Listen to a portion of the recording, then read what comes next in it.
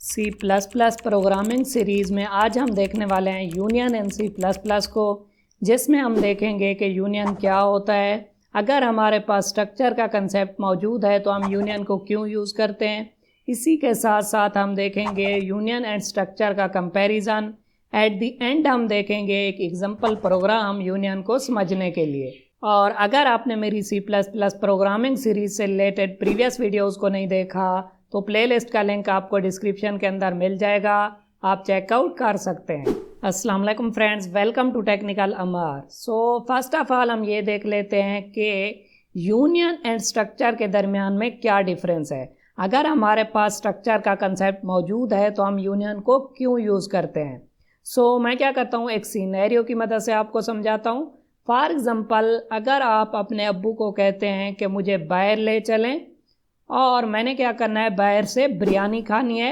बिरयानी के साथ साथ मैं क्या करूँगा, कोल्ड ड्रिंक भी पीऊँगा और वापसी पे आपने मुझे आइसक्रीम भी लेके देनी है। तो इस बात पे आपके अब्बू कहते हैं कि मेरे पास इतने पैसे नहीं हैं, बट मैं एक काम कर सकता हूँ कि इन तीनों में से कोई एक चीज़ आपको दिला सकता हूँ। तो आप इस बात पे राज़ी हो जाते हैं कि ओके, मैं बाहर जाऊंगा और बाहर जाके डिसाइड करूंगा कि मैंने वहाँ से क्या लेना है। अगर यहाँ पे बिरयानी की प्राइस है 100 रुपीज़, कोल्ड ड्रिंक की प्राइस है 60 रुपीज़ और आइसक्रीम की प्राइस है 80 रुपीज़, तो आप मुझे ये बताएं कि आपके अब्बू को मिनिमम कितने पैसे लेके जाने पड़ेंगे। क्योंकि आपने खानी तो जस्ट एक ही चीज़ है, बट यहाँ पे डिसीजन नहीं हुआ। आपने कहा कि मैं बाज़ार जाके डिसाइड करूँगा कि मैंने क्या लेना है। तो अब आप मुझे बताएं कि आपके अब्बू को मिनिमम कितने रुपए लेके जाने पड़ेंगे। अगर आपके अब्बू लेके जाते हैं 60 रुपीज़ कि मेरा बच्चा वहाँ पे कोल्ड ड्रिंक की फरमाइश करेगा, हो सकता है कि आप वहाँ पे आइसक्रीम की फरमाइश कर दें जो कि 80 रुपीज़ की है, और ये भी हो सकता है कि आप वहाँ पे बिरयानी की फरमाइश कर दें जो कि 100 रुपीज़ की है। तो आपके अब्बू को क्या करना पड़ेगा, इनमें से जो मैक्सिमम वैल्यू है वो लेके जानी पड़ेगी। अगर आपके अब्बू 100 रुपीज़ लेके जाते हैं और आप वहाँ पे कोल्ड ड्रिंक की फरमाइश कर देते हैं तो कोई इशू नहीं होगा, क्योंकि कोल्ड ड्रिंक 60 रुपीज़ की है। इसी तरह अगर आप आइसक्रीम की फरमाइश कर देते हैं तो वो 80 रुपीज़ की है, कोई इशू नहीं होगा। और अगर आप बिरयानी की फरमाइश करते हैं तब भी कोई इशू नहीं होगा, क्योंकि आपके अब्बू के पास 100 रुपीज़ हैं। आपके अब्बू को क्या करना पड़ेगा, जो मैक्सिमम वैल्यू है वो लेके जानी पड़ेगी। पॉसिबिलिटीज़ तीनों हैं हमारे पास। आप कोल्ड ड्रिंक भी ले सकते हैं, आइसक्रीम भी ले सकते हैं और बिरयानी भी ले सकते हैं, बट इस चीज़ पे इत्तेफाक होगा कि जस्ट आपने एक ही चीज़ लेनी है। तो यही कंसेप्ट यूज़ होता है यूनियन एंड स्ट्रक्चर के केस में। स्ट्रक्चर के केस में क्या होता है कि हमने जितने भी वेरिएबल्स बनाए हैं उन्हें हम एट ए टाइम यूज़ कर सकते हैं। जैसे कि स्ट्रक्चर के अंदर अगर मैंने एक वेरिएबल बनाया है डबल टाइप का, एक वेरिएबल बनाया है इंट टाइप का और एक वेरिएबल बनाया है कैर टाइप का, तो एट ए टाइम मैं इन तीनों वेरिएबल्स को यूज़ कर सकता हूँ। बट यूनियन के केस में क्या होता है कि हम बनाएंगे तो तीनों variables, but at A time हम जस्ट एक को ही यूज़ कर सकते हैं। अब यहाँ पे कंपाइलर क्या करेगा, अगर फॉर एग्जांपल यही तीनों वेरिएबल्स मैंने बनाए हैं यूनियन के अंदर, यानी कि एक डबल टाइप का, एक इंट टाइप का और एक कैर टाइप का, तो कंपाइलर क्या करेगा, देखेगा इन तीनों में से कौन सी टाइप है जो कि ज़्यादा मेमोरी कंज्यूम करती है। अब यहाँ पे आप देख सकते हैं कि डबल 8 बाइट्स मेमोरी कंज्यूम करता है, इंट 4 बाइट मेमोरी कंज्यूम करता है और कैर 1 बाइट मेमोरी कंज्यूम करता है। इन तीनों में से सबसे ज़्यादा डबल मेमोरी कंज्यूम करता है जो कि है 8 बाइट्स। कंपाइलर क्या करेगा, यूनियन के केस में जस्ट 8 बाइट्स को ही रिजर्व कराएगा। अब अगर आप डबल को यूज़ करेंगे तो आप कर सकते हैं, इंट को यूज़ करना चाहें तो कर सकते हैं क्योंकि 8 बाइट्स इनफ हैं, और अगर आप कैर को यूज़ करना चाहें तो कर सकते हैं क्योंकि हमारे पास तो 8 बाइट्स रिजर्व्ड हो चुकी हैं। बट हम क्या करेंगे, यूज़ जस्ट एक को ही करेंगे। जैसे biryani, cold drink and ice cream में से सबसे ज़्यादा प्राइस थी बिरयानी की, तो आपके अब्बू को 100 रुपीज़ लेके जाने पड़ेंगे। इसी तरह यहाँ पे भी कंपाइलर क्या करता है, जिसका साइज सबसे ज़्यादा होगा उतनी ही बाइट्स को कंपाइलर रिजर्व कराएगा। उसके बाद हम क्या कर सकते हैं, उस वेरिएबल को भी यूज़ कर सकते हैं, उनमें से किसी भी वेरिएबल को यूज़ कर सकते हैं, but at A time just हम एक को ही यूज़ करेंगे। इस बात पे इत्तेफाक होगा। सो अगर आपको यूनियन का कंसेप्ट एक सिनेरियो की मदद से समझ में आया हो तो आप वीडियो को लाइक कर सकते हैं और हम चलते हैं डेव C++ पे और इसे देखते हैं प्रैक्टिकली। सो यूनियन भी क्या है, स्ट्रक्चर की तरह ही है। यूनियन की मदद से भी हम क्या कर सकते हैं, एक नया डेटा टाइप बना सकते हैं, जैसा कि स्ट्रक्चर की मदद से हम एक नया डेटा टाइप बनाते हैं। और यूनियन और स्ट्रक्चर के दरमियान में जो डिफरेंस था वो मैंने आपको बता दिया।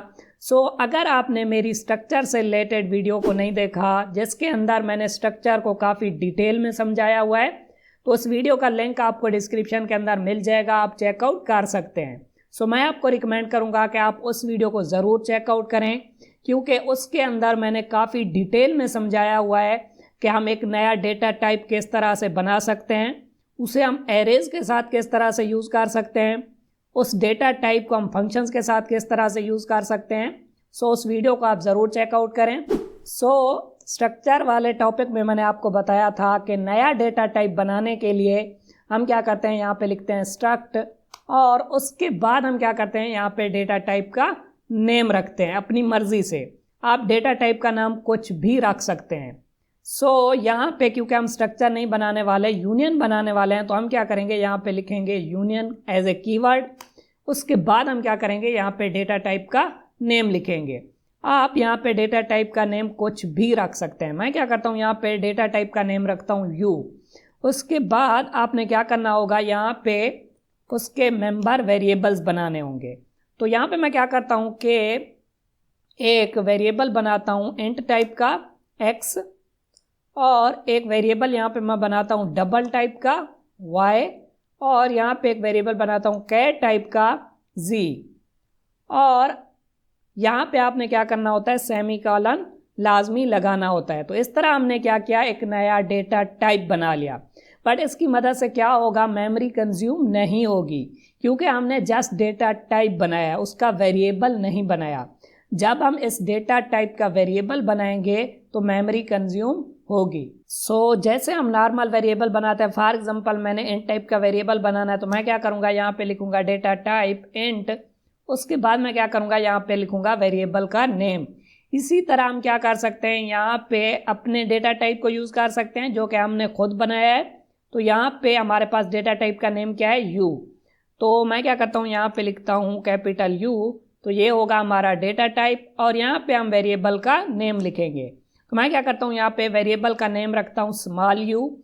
तो अब इस वेरिएबल के अंदर 3 वेरिएबल्स होंगे, 3 मेंबर वेरिएबल्स होंगे, क्योंकि ये यू टाइप का वेरिएबल है जिसके अंदर आप देख सकते हैं कि 3 मेंबर वेरिएबल्स हैं। तो इस u के अंदर भी क्या होगा, 3 मेंबर वेरिएबल्स होंगे x, y एंड z। तो मैं क्या करता हूँ कि u की मदद से x वाले वेरिएबल को एक्सेस करता हूँ, इस वेरिएबल को जो कि int टाइप का है, और इसके अंदर कोई वैल्यू असाइन कराता हूँ, फॉर एग्जांपल 5। एक चीज़ और आप यहाँ पे देखें कि स्ट्रक्चर के केस में मैंने आपको बताया था कि कितनी मेमोरी कंज्यूम होगी। जब हम इस डेटा टाइप का एक वेरिएबल बनाएंगे तो कितनी मेमोरी कंज्यूम होगी। तो आप यहाँ पे देख सकते हैं कि इंट 4 बाइट्स मेमोरी कंज्यूम करता है, डबल 8 बाइट मेमोरी कंज्यूम करता है, और कैर यहाँ पे 1 बाइट मेमोरी कंज्यूम करता है। अगर हम यहाँ पे यूनियन की बजाय स्ट्रक्चर बना रहे होते तो कितनी मेमोरी कंज्यूम होती, 4 + 8 12 + 1 13 बाइट्स मेमोरी कंज्यूम होती जब हम इसका वेरिएबल बनाते। बट यहाँ पे हम यूनियन को यूज़ करने वाले हैं। तो यूनियन के केस में क्या होता है, मैंने आपको बताया था कि यहाँ पे जस्ट एक ही वेरिएबल की जो मेमोरी है वो रिजर्व कराई जाती है, जो कि सबसे ज़्यादा होगी। अब यहाँ पे इंट 4 बाइट लेता है, डबल 8 बाइट और कैर 1 बाइट। तो यहाँ पे जस्ट 8 बाइट्स मेमोरी ही कंज्यूम होगी, यानी कि इस मेमोरी को रिजर्व कराया जाएगा कंपाइलर के द्वारा। तो कंपाइलर क्या करेगा, यहाँ पे 8 बाइट्स मेमोरी को रिजर्व कराएगा। उसके बाद हम क्या कर सकते हैं, इंट को भी यूज़ कर सकते हैं, कैर को भी यूज़ कर सकते हैं, एंड डबल को भी यूज़ कर सकते हैं। बट एट ए टाइम हम जस्ट 1 वेरिएबल को ही यूज़ करेंगे। अब यहाँ पे अगर मैं चाहूँ तो x वाली वैल्यू को भी प्रिंट करा सकता हूँ। फॉर एग्जांपल मैं क्या करता हूँ, यहाँ पे इसे प्रिंट कराता हूँ और अब अगर हम इसे कंपाइल एंड रन करें आप यहाँ पे देख सकते हैं कि हमें वैल्यू शो हो रही है 5 जो कि x की वैल्यू है। और अब अगर हम एट ए टाइम y की वैल्यू को भी एक्सेस करना चाहते हैं तो यहाँ पे हम एक्सेस नहीं कर पाएंगे। अब अगर मैं क्या करता हूँ, यहाँ पे लिखता हूँ u.y यानी कि y को एक्सेस करता हूँ और उसके अंदर मैं वैल्यू रख देता हूँ 5.2 क्योंकि ये डबल टाइप का वेरिएबल है। तो अब आप देख सकते हैं कि हमारी जो न्यू वैल्यू है वो y के अंदर है। अब कंपाइलर क्या करेगा, जस्ट y के अंदर ही वैल्यू को स्टोर कराएगा। एट ए टाइम हम दोनों वेरिएबल्स के अंदर वैल्यू को स्टोर नहीं करा सकते। अब अगर मैं यहाँ पे क्या करता हूँ कि y को भी प्रिंट करा देता हूँ u.y और यहाँ पे लाइन को एंड करता हूँ, तो आप यहाँ पे देखेंगे कि जस्ट हमें y वाली वैल्यू ही मिलेगी, x वाली वैल्यू नहीं मिलेगी क्योंकि हमने यहाँ पे अब y को यूज़ किया है। एट ए टाइम जस्ट हम एक ही वेरिएबल को यूज़ कर पाएंगे। अब अगर मैं इसे कंपाइल एंड रन करूँ आप यहाँ पे देख सकते हैं कि y की वैल्यू तो हमें एग्जैक्ट शो हो रही है 5.2। x की वैल्यू आप यहाँ पे देख सकते हैं कि एक गार्बेज वैल्यू हमें शो हो रही है, हालांकि हमने x के अंदर स्टोर कराया था 5 को। ये क्यों हो रहा है, क्योंकि यूनियन के केस में क्या होता है कि एट ए टाइम जस्ट हम एक ही वेरिएबल को एक्सेस कर सकते हैं। और अगर आप चाहते हैं कि आप इन तीनों वेरिएबल्स को एक्सेस करें तो आप इस तरह कर सकते हैं कि एट ए टाइम तो आप एक्सेस नहीं कर सकते। इस तरह से कर सकते हैं कि मैं इसे यहाँ से कट करता हूँ Ctrl+X कि आप एक वेरिएबल को यूज़ करें और यहाँ पे उसे प्रिंट करा दें तो वो प्रिंट हो जाएगा। उसके बाद आप x की वैल्यू को यहाँ पे यूज़ नहीं कर पाएंगे y में वैल्यू असाइन कराने के बाद, क्योंकि अब जस्ट आप y को ही एक्सेस कर पाएंगे। तो यहाँ पे अगर आप x की वैल्यू को प्रिंट करा लेते हैं तो आप करा सकते हैं। उसके बाद आप यहाँ पे y के अंदर वैल्यू रखेंगे और y की वैल्यू को यहाँ से एक्सेस करेंगे। यहाँ पे आप x की वैल्यू को एक्सेस नहीं कर सकते क्योंकि अब न्यू वैल्यू आ चुकी है y के अंदर। इसी तरह अगर आप चाहें तो मैं क्या करता हूँ, इसी को कॉपी करता हूँ और यहाँ पे पेस्ट कर देता हूँ और यहाँ पे हम क्या करते हैं, z की वैल्यू को यहाँ से एक्सेस करते हैं और वो क्या है, हमारे पास एक कैरेक्टर है और यहाँ पे मैं क्या करता हूँ कि z को प्रिंट कराता हूँ। तो आप क्या कर सकते हैं कि इंडिविजुअली यहाँ पे इन्हें एक्सेस कर सकते हैं और प्रिंट करा सकते हैं। उसके बाद जैसे ही आप दूसरे वेरिएबल में वैल्यू रखाएंगे उसके बाद आप फर्स्ट वाले वेरिएबल को एक्सेस नहीं कर सकते। एट ए टाइम जस्ट आप एक ही वेरिएबल को एक्सेस कर पाएंगे। अब अगर मैं इसे कंपाइल एंड रन करूंगा तो यहाँ पे x की वैल्यू भी शो होगी, उसके बाद y की वैल्यू भी शो होगी और z की वैल्यू भी शो होगी। आप यहाँ पे देख सकते हैं कि हमें x की वैल्यू भी शो हो रही है, y की भी शो हो रही है और z की वैल्यू भी शो हो रही है। बट एक चीज़ आपने जहन में रखनी है कि एट ए टाइम जस्ट हम एक ही वेरिएबल को यूज़ कर पाएंगे। अगर आपने दूसरे वेरिएबल के अंदर वैल्यू असाइन करा दी उसके बाद आप फर्स्ट वाले वेरिएबल को एक्सेस नहीं कर सकते। क्या होगा, यहाँ पे गार्बेज वैल्यू शो होगी। C++ प्रोग्रामिंग सीरीज़ में और भी बहुत सी वीडियोस आने वाली हैं। आप क्या करें, मेरी C++ ट्यूटोरियल फॉर बिगनर्स वाली प्लेलिस्ट को यहाँ से एक्सेस करें और अगर आप C++ से रिलेटेड एग्जाम्पल प्रोग्राम्स को देखना चाहते हैं तो आप मेरी C++ एग्जाम्पल प्रोग्राम वाली प्लेलिस्ट को भी यहाँ से एक्सेस कर सकते हैं। इस प्लेलिस्ट के अंदर मैंने तमाम टॉपिक से रिलेटेड एग्जाम्पल प्रोग्राम्स को कवर किया हुआ है।